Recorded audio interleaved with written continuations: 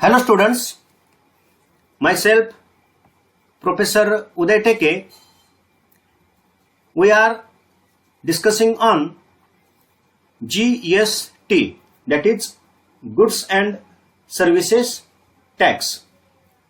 So in today's lecture, I am going to discuss the components of GST, input tax credit and output tax credit. So first of all, components of GST. GST is a destination based tax chargeable on all transactions involving supply of goods and services. GST in India consists of four key elements, that is, number one, Central Goods and Services Tax, that is CGST. This element of GST is governed by CGST Act and levied and collected by central government on intra-state supplies of goods and services. Also, state government will be levied GST on the same intra-state supplies of goods and services as per the GST Act. It denotes that both the central and state governments will be levied the tax on the same intra-state supplies of goods and services and agree for revenue sharing between them with an applicable percentage. Second, State Goods and Services Tax, that is SGST. Under GST system, SGST is governed by SGST Act and levied on intra-state supplies of both goods and services and collected by state government or union territories with state legislatures, example Delhi. As discussed under CGST, central government also levies GST on the same intra-state supplies of goods and services transactions. Then, third component of GST is Union Territory Goods and Services Tax, that is UTGST. This element of GST is levied and collected by Union Territories without state legislatures. For example, Andaman, Nicobar, Lakshadweep. These are the union territories collected UTGST on intrastate supplies of taxable goods and or services. This act is made on the same ground of SGST Act, which is applicable to only those union territories which doesn't separate state legislature. Then fourth component of GST is Integrated Goods and Service Tax. It is called as IGST. As per the IGST Act, the central government solely can impose and collect IGST on all interstate supplies of taxable goods or services, integrated goods and services tax. Also, IGST is applicable on imports. So, these are the four components of GST. Then, next important concept in GST is input and output tax credit. So now we are going to understand the input and output tax credit. The GST system assures seamless credit on goods and services through the whole supply chain with some exemptions like supplies charged to tax under composition scheme and supply of exempted goods and or services. Under GST system, taxes are classified into sections, that is input tax credit and output tax credit. So input tax credit abbreviation is ITC and output tax credit abbreviation is OTC, which are discussed below. So first of all, what is the meaning of input tax credit, that is ITC? So input tax credit is considered to be backbone of the GST system as it avoids the challenge of tax on tax. Indeed, it is the provisions of ITC which basically make GST a value-added tax, that is, collection of tax at all points of supply chain after allowing credit of tax paid at earlier points. Chapter 5th of the CGST Act, that is section 16 to 21, and chapter 5 input tax credit of the CGST rules from 36 to 45 prescribe the provisions pertaining to ITC, that is input tax credit. State GST laws also prescribe matching provisions regarding ITC. So what is the meaning of ITC? That is input tax credit. Input tax credit means claiming the credit of GST paid on purchase of goods and services which are used for the further of business. Simply, input credit means at the time of paying tax on output, you can reduce the tax you have already paid on inputs. Once again, I discuss this concept because this is most important concept in GST. So, what is the meaning of ITC? Input tax credit means claiming the credit of the GST paid on purchase of goods and services which are used for the furtherance of business. Simply, input credit means at the time of paying tax on output, you can reduce the tax you have already paid on inputs.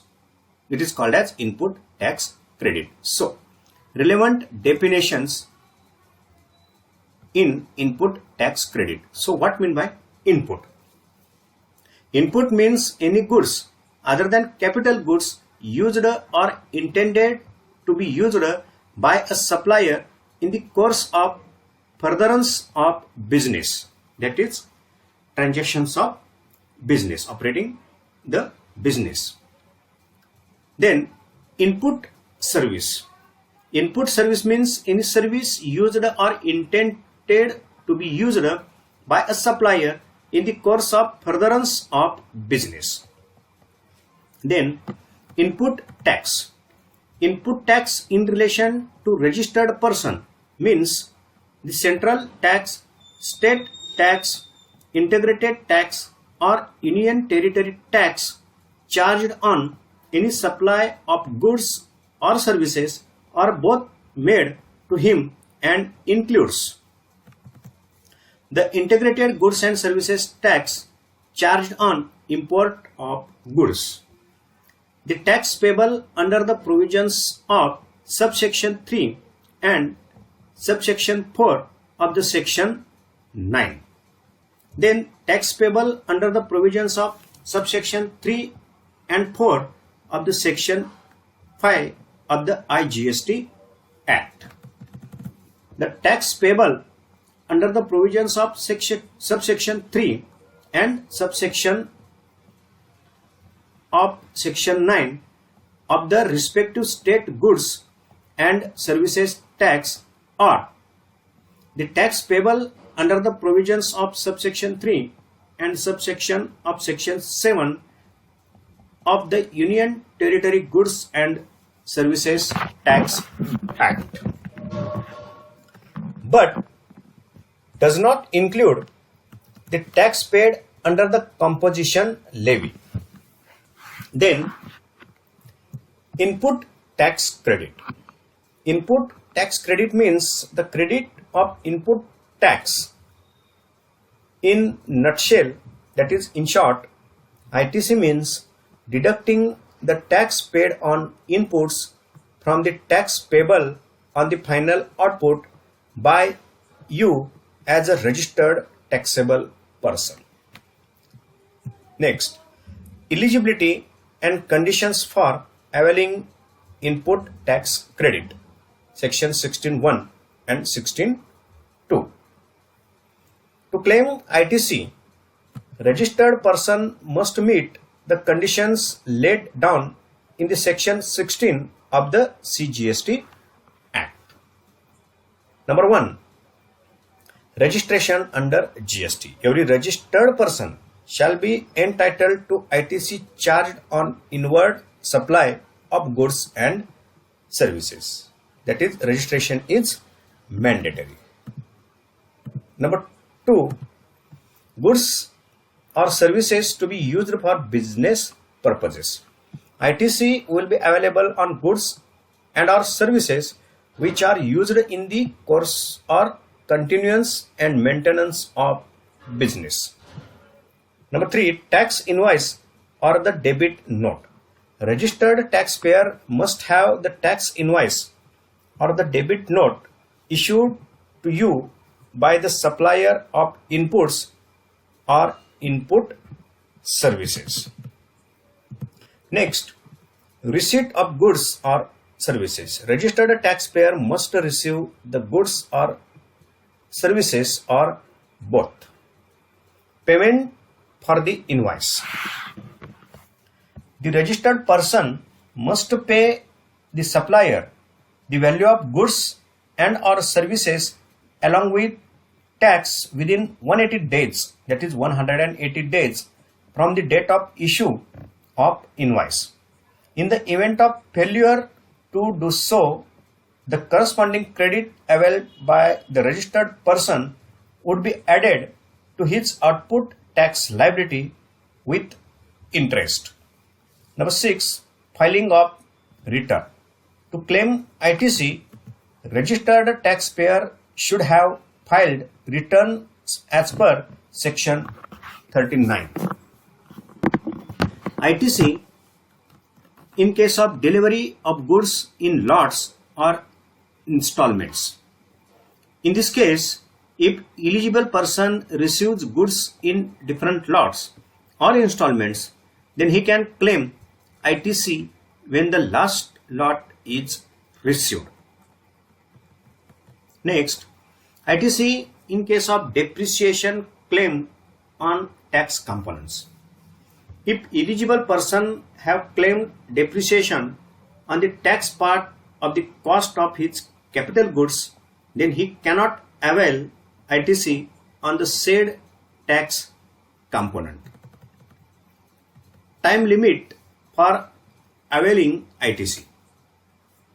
Eligible person shall not be entitled to take ITC if the same is not claimed within the time limit, that is, due date of filing of return for the month of September of succeeding financial year or date of filing of annual return, whichever is earlier. So these are the requirements to be fulfilled for claiming ITC. So these are the eligibility or conditions requirement. Okay. Then documents required for availing input tax credit. A registered taxable person can entitle ITC with the support of following documents. Number 1, an invoice issued by supplier of goods or services. Number 2, invoice issued by person who claims for ITC as a recipient of goods and services for supplies of goods or services made by an unregistered person. Number 3, a debit note issued by supplier of goods or services. Number 4, a bill of entry for integrated tax on imports. A credit note issued by input service distributor. A bill of supply issued by a dealer opting for composition scheme or an exporter or supplier of exempted goods. Okay, then next concept is output tax credit. Every GST registered businessman should charge GST on supplies of goods or services to customer at prevailing tax rate, whether the sale is made locally or even outside the state. The amount of GST charged and collected by supplier is known as output tax. The collected amount of output tax also must be paid to concerned authority within a stipulated time period. Input tax is the tax paid on payable in the course of business on purchase of any goods made from registered dealer of the state. The GST that you paid on your business purchases, including imports of goods, is known as input tax. To put it simply, input tax is paid by dealer on purchases of business inputs, and output tax is the tax charged by dealer on his sales.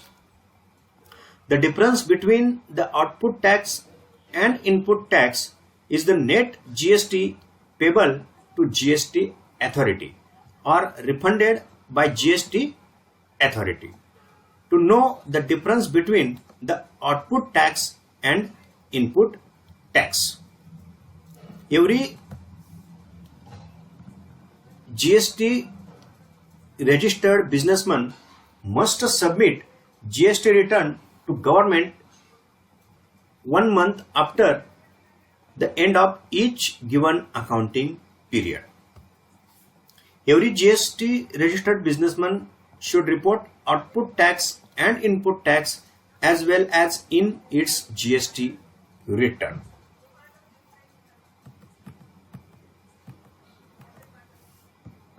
Procedure